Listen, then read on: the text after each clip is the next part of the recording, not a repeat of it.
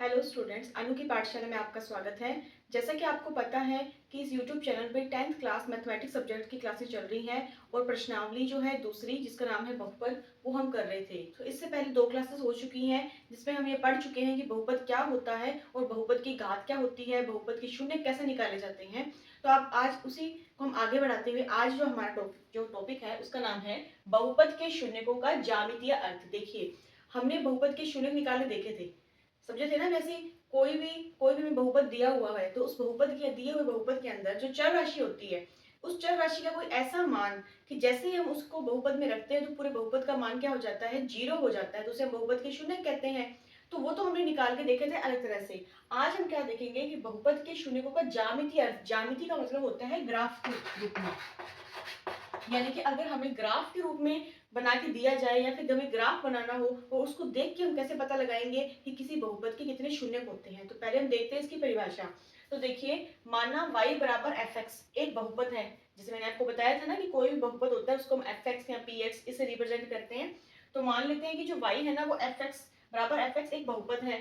तब y बराबर fx का जो आलेख है, आलेख का मतलब उसका जो भी ग्राफ है, वो x अक्ष को जिन बिंदुओं पे प्रतिच्छेद करता है वो बहुपद के शून्य कहलाते हैं। अब ये ध्यान रखना, आपने कोई भी ग्राफ बनाया, जैसे आप ये देखिए, आपको पता है कि इस हिसाब से 9th क्लास में आपने देखा होगा कि ये हमारा x अक्ष होता है जो कि प्लस x दिशा होती है, और इधर हम माइनस x लेते हैं।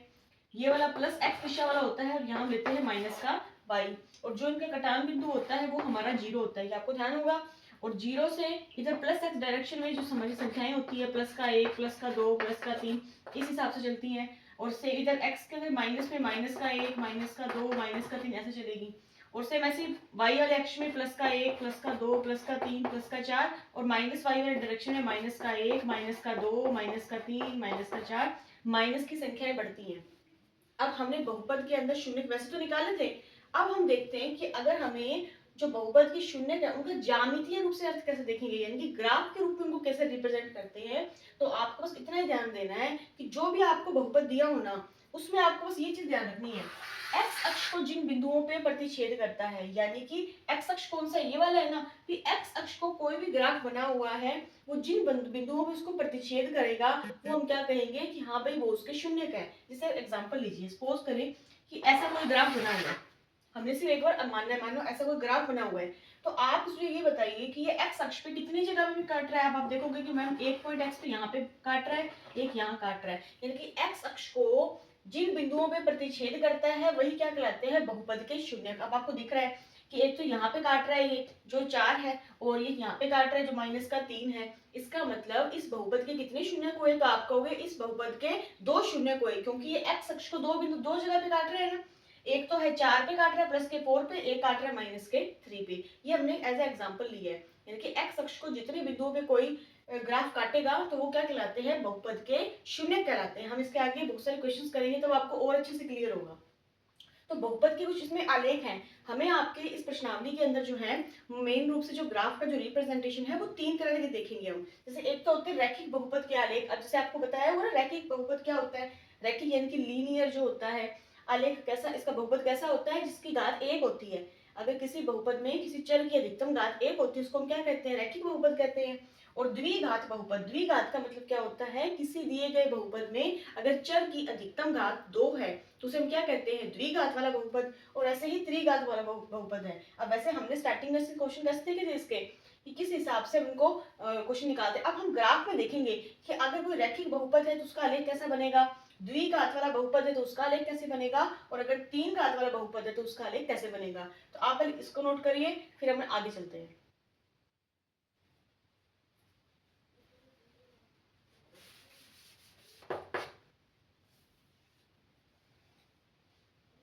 माना y बराबर fx एक बहुपद है। तो देखिए बच्चों, अब हम देखते हैं इसका सबसे पहला आलेख, जिसका नाम क्या है, रैखिक बहुपद के आलेख। यानी कि जो हमारा एक पद वाला, कि एक घात वाला जो इसके अंदर हम बनाते हैं ना बहुपद, जिसकी अधिकतम घात जो होती है चर की वो 1 होती है, उसे हम बोलते हैं ना रैखिक बहुपद। तो उसका जो आलेख है वो ग्राफ कैसा बनेगा। तो पहले देखिए, मान लेते हैं कि y बराबर fx का बहुपद है। अगर वो एक रैखिक बहुपद है, एक रैखिक बहुपद है, तब इसका जो आलेख बनेगा ना वो एक सरल रेखा बनेगा। देखो आपको बिल्कुल उलझना नहीं है इसकी लैंग्वेज में, आपको बस ये ध्यान रखना है कि अगर रैखिक बहुपद है तो उसका जो ग्राफ बनेगा वो कैसा बनेगा, एक सरल रेखा वाला बनेगा, पहली बात। दूसरा पॉइंट क्या है कि यदि y बराबर एफ एक्स एक रैखिक बहुपद होता है तब y बराबर f x is equal to a x plus b होगा और a का मान कभी भी 0 नहीं होगा, इस रूप के अंदर होता है। अब आप कहोगे मैम ये क्या चीज है, देखिए आपके सामने कोई बहुपद दिया हुआ है ए एक्स प्लस बी, आपके सामने कोई बहुपद दिया हुआ है ए एक्स प्लस बी। अब आप मुझे ये बताइए, बहुपद शून्य शून्य निकाल रहे हैं हम, उसका शून्य का मतलब यही होता है ना कि उसका मान क्या हो जाएगा, शून्य हो जाएगा। तो अगर मैं इस ए एक्स प्लस बी को शून्य के बराबर रखूं, अब आपको मानो ए एक्स प्लस बी कैसे है, क्योंकि देखो एक रैखिक बहुपद एक चर वाले हैं, ठीक है, अधिकतम घात कितनी होती है, एक ही होती है। और मैंने आपको बताया था जो इससे पहले वाले जो हमने क्लासेस ली हुई है, तो उसमें हम जब भी किसी बहुपद को लिखते हैं ना तो उसमें जो ए बी और जो सी होते हैं उसके गुणांक भी तो होते हैं जो साथ में लगे होते हैं ये वाले। तो अगर रैखिक बहुपद है तो उसको हम इस रूप में लिखते हैं, रैखिक बहुपद है ना, ये देखो घात कितनी है एक्स के, अधिकतम एक आती है, इसलिए रैखिक बहुपद है तो ए एक्स प्लस बी है, ठीक है। इसको हम 0 के जब बराबर रखेंगे और यहाँ से जब हम x का मान निकालेंगे तो ए एक्स अपनी जगह पड़ा है, प्लस का उधर जाके माइनस का बी, x का मान निकालेंगे तो ये a गुणा में था, इधर आके इसके भाग में चला जाएगा। तो आप मुझे बताइए x के कितने मान आए, x का मान आ गया माइनस का b बटा a। x क्या है यहाँ पे, चर राशि है यहाँ पे, ठीक है, यानी कि आपको कितने शून्य प्राप्त हुए, एक ही शून्य प्राप्त हुआ ना। अब इस किताबी लैंग्वेज को थोड़ा आसान भाषा में समझिए, जब भी आपको दे दे कि रैखिक बहुपद है उसका आलेख बनाइए तो आपको एक बात माइंड में सेट करनी है, रैखिक बहुपद है इसका मतलब क्या हुआ कि जो बहुपद आपको दिया है उसमें चर की अधिकतम घात कितनी होगी, एक होगी ना। तो बस माइंड में क्लियर होना चाहिए, उसका जो ग्राफ बनेगा ना भाई वो बिल्कुल सरल रेखा बनेगा। कैसे बनेगा यहाँ देखो, अब आपको पता है कि हम किसी भी ग्राफ को ऐसे जब आलेख बनाते हैं जैसे होता है ना, यहाँ पे हमारे पास x x डैश और ये y y डैश इस हिसाब से निर्देशांक होते हैं, इसमें यहाँ पे सारी धनात्मक संख्याएं होती है, इधर ऋणात्मक संख्याएं होती है। अब आपको मैंने क्या कहा कि जब भी रैखिक बहुपद होगा तो आलेख कैसा बनेगा, सरल रेखा। अब उस सरल रेखा का मतलब है कि वो ऐसे ऐसे भी बन सकता है, ठीक है, इसके अलावा वो ग्राफ ऐसे भी बन सकता है, सपोज करो ऐसे भी बन सकता है। हमें तो ये देखना है कि वो x अक्ष को जो है किस बिंदु पे काट रहा है, क्योंकि x अक्ष को जो कोई भी आलेख काटेगा वही वो मेरे हमारे क्या होते हैं, शून्य होते हैं। अब आप इस ग्राफ में देखिए इसने x अक्ष को कितने बिंदुओं पे काटा है, तो आपको मैम एक बिंदु पे काटा है, देखो यही है ना x अक्ष, ये तो y अक्ष है, हमें देखना है x अक्ष पे कितने बिंदुओं पे काटा है, तो x अक्ष पे एक ही बिंदु पे काटा है। इसका मतलब क्या हुआ कि रैखिक बहुपद में कितने शून्य होते हैं, एक ही शून्य होता है। तो ये जो बात लिखी हुई है ना इसका मतलब ये था कि रैखिक बहुपद होगा तो देखो आलेख कैसा बना हुआ, सरल रेखा, कर्व नहीं है ना, ऐसे वाले कर्व नहीं है। रैखिक बहुपद है तो आलेख भी जो है वो आपका कैसा बनेगा, बिल्कुल एक सरल रेखा बनेगा। अब वो सरल रेखा कैसी भी हो सकती है, ऐसे भी बन सकता है, इधर भी बन सकता है, सीधा भी बन सकता है, लेकिन ये ध्यान रखना है जब भी रैखिक बहुपद का आलेख होगा तो सीधी रेखा होगी और शून्य कितने होंगे, एक होंगे। और वैसे भी आपको ध्यान होना चाहिए रैखिक बहुपद घात कितनी होती है, एक होती है, उसी को रैखिक बहुपद बोलते हैं। घात एक है तो शून्य भी एक होगा। ऐसे ही हम इसमें आगे करेंगे ना जब द्विघात वाला, तब आप देखना द्विघात वाले बहुपद के अंदर घात कितनी होती है, दो होती है, तो शून्य भी कितने होंगे, दो होंगे।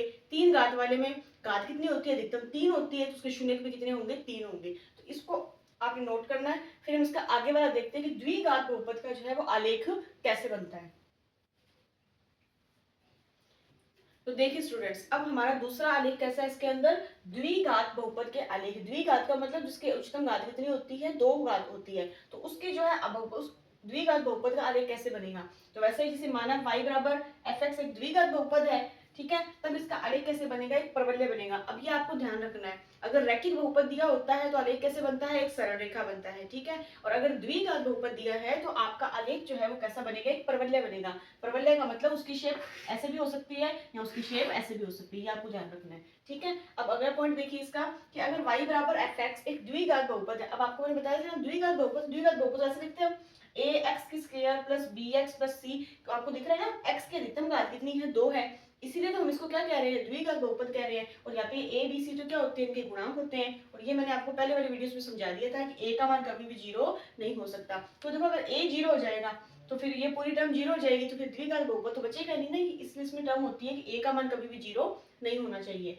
अब आप देखिए द्विघात बहुपद है तो नॉर्मल सी बात है कि घात कितनी है, अधिकतम दो है, तो शून्य भी कितने होंगे, दो होंगे। जैसे हमने पहले वाले में देखा था ना कि रैखिक बहुपद में घात एक होती है तो शून्य भी एक था। अब द्विघात बहुपद में घात दो है तो शून्य भी कितने होंगे, आपके दो होंगे। अब ग्राफ कैसे बनेगा, इसका आलेख कैसे बनेगा। अब जैसे मानो आपके सामने कोई भी इस हिसाब से बना हुआ है ग्राफ। तो आपको पता है ये एक्स अक्ष है, ये वाई अक्ष है, ये एक्स डैश अक्ष है और ये वाली वाई डैश अक्ष है। अब आपको मैंने क्या बताया, द्विघात बहुपद का आलेख कैसे बनेगा, परवलयाकार बनेगा। अब परवलय का मतलब वो ऐसे भी बन सकता है, परवलय बना हुआ है, लेकिन हमें तो ये देखना है कि वो एक्स अक्ष को किस बिंदु पे काट रहा है। एक्स अक्ष को जिस बिंदु पे काट रहा है वो, अब आपको पता, देखो कितने बिंदुओं पे काट रहा है, 2 बिंदुओं पे काट रहा है। इसका मतलब क्या हुआ कि ये द्विघात वाला बहुपद है। इसके शून्य भी कितने होंगे, 2 होंगे। तो 2 शून्य है ना, क्योंकि यहाँ पे एक्स की एक वैल्यू को आएगी, एक वैल्यू यहाँ पे एक्स की आएगी। इसके अलावा हो सकता है कि वो ऐसे काट दे। तो आपको ये देखना है कि वो एक्स अक्ष के ऊपर जो है वो कितने पॉइंट्स पे उसको जो है काट रहा है। जितने पॉइंट्स पे वो एक्स अक्ष को काटता है उसके उतने शून्य होते हैं, क्योंकि द्विघात बहुपद है। तो उसने उस जो परवलय बना उसने उस ग्राफ में एक्स अक्ष को कितने बिंदुओं पे काटा, 2 बिंदुओं पे काटा। इसका मतलब शून्य भी कितने होंगे हमारे, 2 होंगे। तो आप इस चीज को नोट कीजिए। फिर हम देखेंगे 3 घात वाले बहुपद का आलेख कैसे बनेगा, फिर इनके क्वेश्चंस करेंगे तो ये और भी अच्छे से क्लियर हो जाएगा। अगर वो 3 घात वाला बहुपद हो तो उसको हम ऐसे लिख पाते हैं ना, a x की घात 3 प्लस b x की स्क्वायर प्लस c x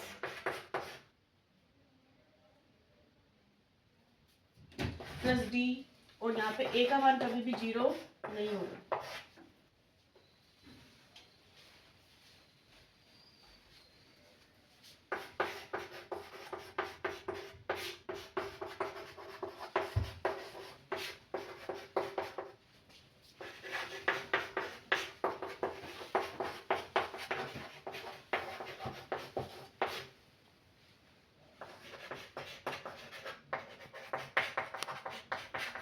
तो देखो बच्चों, अब हम क्या देखेंगे कि 3 घात वाले बहुपद का आलेख कैसे बनता है। सेम वैसे ही कि y बराबर fx से 3 घात वाला बहुपद है। अब आपको पता है जब 3 घात वाला बहुपद होता है तो उसको हम इस रूप में लिख सकते हैं ना, ax की घात 3 प्लस bx का square plus cx plus d, ठीक है। तो ये वाला जो बहुपद है, आप इसमें ये बताइए कि इसमें x की अधिकतम घात कितनी है। x की अधिकतम घात 3 है, इसलिए हम इसको कहते हैं 3 घात वाला बहुपद। और ये टर्म आपको पता है कि a का मान कभी 0 नहीं हो सकता। आप ये ध्यान रखिए, 3 घात वाला बहुपद है, इसका उसमें घात कितनी है, 3 है। घात 3 है तो शून्य भी कितने होंगे, 3 होंगे। अब इसके ग्राफ देखिए कैसे बनेंगे।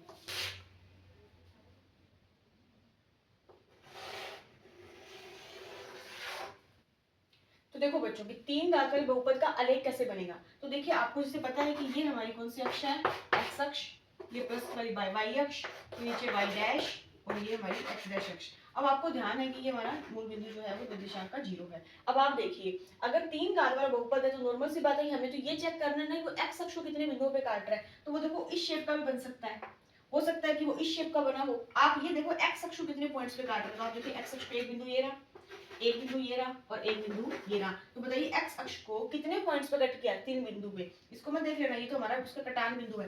एक्स अक्ष को जो ग्राफ बनाया हुआ है ये कितने पॉइंट्स पे काट रहा है, 1 2 और 3, 3 बिंदुओं पे काट रहा है। इसका मतलब शून्य भी कितने होंगे, 3 होंगे। तो आई होप आपको ये चीज समझ में आई होगी कि कैसे अगर एक घात वाला यानी कि अगर रैखिक बहुपद है तो उसके अंदर जो शून्य होंगे वो भी हमारे पास 1 होंगे। और आलेख कैसा बनेगा, बिल्कुल रैखिक आलेख बनेगा, सरल रेखा वाला आलेख बनेगा। यानी कि एक्स अक्ष को कितने बिंदुओं पे काटेगा, एक बिंदु पे काटेगा। अगर द्विघात वाला बहुपद है ना तो वो एक्स अक्ष को 2 बिंदु पे काटेगा, यानी कि वो उसके जो शून्य होंगे वो 2 होंगे। और इसके साथ साथ जो उसका आकार होगा ग्राफ का वो कैसा होगा, परवलयाकार होगा। इसके बाद जब हम 3 घात वाला त्रिघात वाला बहुपद देखते हैं तो हमें पता है घात 3 है। तो इसका मतलब क्या हुआ, अगर घात 3 होगी तो शून्य भी कितने होंगे, 3 होंगे। तो वो आपको इस फॉर्म में भी बना दिख सकता है ग्राफ, या हो सकता है इस रूप में बना हुआ हो। आपको तो ये देखना है कि एक्स अक्ष को वो कितने पॉइंट्स पे काट रहा है, 1 2 3, 3 पॉइंट्स पे काट रहा है। हाँ भी ये 3 घात वाला क्या है, बहुपद है। इसके शून्य भी कितने होंगे, 3 शून्य होंगे। ठीक है, तो आप इसे उतारिए। तो कुछ इंपॉर्टेंट बात और है वो हम और करते हैं अभी। देखो बच्चों, क्यों ताकि आपको जो ग्राफ्स हैं वो अच्छे से याद रहे और आप इसमें कंफ्यूज ना हो, तो आप छोटे से एक ट्रिक लिख लीजिए। जैसे कि आप इसको शॉर्ट नोट्स में लिख सकते हैं एज ए नोट लगा के, कि अगर रैखिक आलेख बन रहा है या रैखिक बहुपद है, रैखिक बहुपद है तो आपको पता है रैखिक बहुपद में जो घात कितनी होती है, 1 होती है। तो इसका मतलब उसके शून्य भी कितने होंगे, 1 शून्य होगा। ठीक है, आपको पता है जो द्विघात बहुपद होता है, द्विघात बहुपद, तो उसके अंदर आपकी जो घात होती है वो कितनी होती है, 2 होती है। घात 2 है, इसका मतलब उसके अंदर शून्य भी कितने होंगे, 2 होंगे। ठीक है, अगर घात 3 घात वाला है बहुपद, तो 3 घात वाले बहुपद के अंदर घात कितनी होती है, 3 होती है। घात 3 है तो शून्य भी कितने होंगे, 3 होंगे। तो ये जो चीज़ है आप नोट कर सकते हो, इससे आपको है इजी हो जाएगा हमेशा ध्यान रखने में कि हमें कैसे पता चलेगा। और बस एक ध्यान और रखना कि जब भी आप देखोगे आलेख तो उसमें आपको ये देखना है कि वो एक्स अक्ष को कितने बिंदुओं पे काट रहा है। इसके अंदर एक्स अक्ष को एक पॉइंट पे काटेगा, इसलिए एक शून्य कहेगा। इसमें द्विघात वाले बहुपद के अंदर क्या होगा, 2 पॉइंट्स पे काटेगा एक्स अक्ष को तो 2, इसमें शून्य होंगे। तीन घात वाले बहुपद में जो है वो एक्स अक्ष को कितने में 3 पॉइंट्स पे काटेगा तो 3 घात जो में 3 शून्य को जो है प्राप्त होंगे। अब थोड़ा सा और फिर से ग्राफ देख लीजिए, रिवाइज जाएगा कि जैसे ये एक्स और एक्स डैश अक्ष है, ये वाली वाई y डैश। तो अगर रैखिक बहुपद है, रैखिक बहुपद में जो ग्राफ जो बनेगा, आलेख बनेगा, वो कैसे भी बन सकता है, एक सीधी रेखा होगा, एक सरल रेखा होगा। तो आप बताइए कितने शून्य हुए, एक शून्य हुआ, ठीक है। और अगर द्विघात वाला बहुपद है तो द्विघात में आपको पता है कि प्रबल्याकार बनता है। तो बताओ प्रबल्याकार है, एक्स अक्ष को कितने पॉइंट्स पे काट रहा है, एक्स अक्ष को 2 बिंदुओं पे काट रहा है, यानी 2 शून्य हो गए। और अगर वो 3 घात वाला है तो वो किसी भी रूप में बन सकता है। मानो ऐसा बना वो, तो आपको दिख रहा है कि वो एक्स अक्ष को कितने पॉइंट्स पे काट रहा है, एक्स अक्ष को 3 पॉइंट्स पे काट रहा है। तो ये जैसे आपका हो गया रैखिक बहुपद का आलेख, ये हो जाएगा आपका द्विघात वाला बहुपद का आलेख, और ये हो जाएगा आपका 3 घात वाले बहुपद का आलेख। तो ये एक शॉर्ट रिवीजन है वापस उन चीजों को जो हम पढ़ के आए हैं कि अगर रैखिक वाला होगा, रैखिक बहुपद है तो सरल रेखा होगा, द्विघात वाला है तो परवलयाकार होगा, और 3 घात वाला है तो कुछ इस शेप का बनेगा, जिसके अंदर हमें ये देखना है कि एक्स अक्ष को वो कितने पॉइंट्स पे काट रहा है। एक्स अक्ष को जितने बिंदुओं पे काट रहा है, इसका मतलब उसको उतने ही शून्य होंगे, और उतनी घात वाला ही क्या होगा, बहुपद होगा। तो आप इसको नोट करिए। इसी के साथ आपको एक बात और ध्यान में रखनी है जो आप नोट लगा के लिख सकते हैं कि जब भी आप द्विघात बहुपद का जब आप भी आलेख बनाएंगे, तो अगर आपके सामने कुछ ऐसा आलेख दिया गया है, अब आपको दिख रहा है कि परवलयाकार तो है, तो परवलय को देखते माइंड में क्या आता है कि 2 घात वाला ये बहुपद है। लेकिन आप ये देखिए कि 2 घात वाला बहुपद, यानी कि ये परवलयाकार आकृति का तो बन रहा है, द्विघात में परवलयाकार आकृति का बनता है, लेकिन क्या ये एक्स अक्ष को कितने पॉइंट्स पे काट रहा है, तो आप देखिए एक्स अक्ष को तो एक बिंदु पे काट रहा है। और हमने तो क्या पढ़ा था कि अगर द्विघात वाला बहुपद होगा तो वो एक्स अक्ष को 2 पॉइंट्स पे काटेगा, यानी कि उसके 2 शून्य होंगे। पर यहाँ तो हमें दिख रहा है कि तो एक ही पॉइंट पे काट रहा है। तो आपको ध्यान रखना है इस स्थिति के अंदर जब वो एक ही पॉइंट पे काट रहा है, तो इसका मतलब ये हुआ कि वो जो पॉइंट्स है ना उसके 2 ही हैं, शून्य 2 ही हैं, लेकिन दोनों ही शून्य एक दूसरे के बिल्कुल ऊपर है, यानी कि संपाती हैं। इस वजह से जो है हमें ऐसे लग रहा है, यानी कि शून्य तो कितने हैं, 2। यहाँ पे पॉइंट 1 पे कटता हुआ दिख रहा है, इसका मतलब क्या है इसके अंदर कि जो दोनों बिंदु है ना जहां वो कट कर रहा है, वो दोनों बिंदु संपाती है। संपाती का मतलब एक दूसरे के बिल्कुल ऊपर है, इसलिए हमें ऊपर देखने पे क्या लग रहा है कि एक ही पॉइंट पे काट रहा है, लेकिन दोनों पॉइंट्स क्योंकि संपाती है इसलिए शून्य तो कितने हैं, 2 ही हैं, लेकिन वो बिल्कुल सेम होंगे। शून्य जो है वो 2 ही होंगे, लेकिन दोनों सेम होंगे। जैसे मान लो अगर यहाँ पे एक, मान लो यहाँ पे x का मान लो 1 लिखा हुआ है, तो इसका मतलब ये है कि दोनों शून्य एक ही आएगा, दोनों की वैल्यू क्या आएगी, 1 आएगी। इसके अलावा अगर ऐसा ग्राफ बना हुआ है तो परवलयाकार आकृति का है, परवलयाकार आकृति किसमें होती है, द्विघात वाले बहुपद में होती है। तो आप यहाँ देख रहे हो चाहे इस रूप में बना हो तो भी एक्स अक्ष को कितने में कट रहा है, देखने में क्या लगता है कि एक पॉइंट पे काटा है, लेकिन इसमें क्या है, दोनों पॉइंट्स कैसे हैं, समपाती हैं। इसका मतलब शून्य तो कितने होंगे, 2 ही होंगे। तो आपको इसको भी थोड़ा ध्यान रखना है, ये इसमें नोट लगा के आप पॉइंट लिख सकते हैं द्विघात बहुपद में। लेकिन ऐसी स्पेशल कंडीशन आ जाए कि एक्स अक्ष को हमें देखने में पता ना चले 2 पॉइंट्स कहाँ पे, तो एक पॉइंट पे काटा हुआ है, तो ऐसा नहीं है। पॉइंट्स जो होते हैं इसमें दोनों संपाती होते हैं, एक ही जगह के ऊपर होते हैं, लेकिन ग्राफ कैसा है, परवलयाकार यानी कि द्विघात बहुपद है, तो शून्य भी कितने होंगे, इसके 2 ही होंगे। तो मैं उम्मीद करती हूँ कि आपको आज का सेशन समझ में आया होगा कि कैसे एक बहुपद का आलेख कैसे बनेगा, द्विघात बहुपद का आलेख कैसे बनेगा, और 3 घात वाले बहुपद का आलेख कैसे बनेगा। तो इसकी जो बेसिक जानकारी थी हमारी प्रश्नावली के बारे में, वो हमने आज तक कंप्लीट कर ली है। अब हम कल से नए सेशन में स्टार्ट करेंगे प्रश्नावली 2.1 के जो आपके प्रश्नावली वाले क्वेश्चंस दिए हुए हैं, वो ये सब समझने के बाद जो है वो क्वेश्चंस है इजीली आपसे सॉल्व हो जाएंगे। उसके लिए थैंक यू, करेंगे हम नेक्स्ट क्लास में।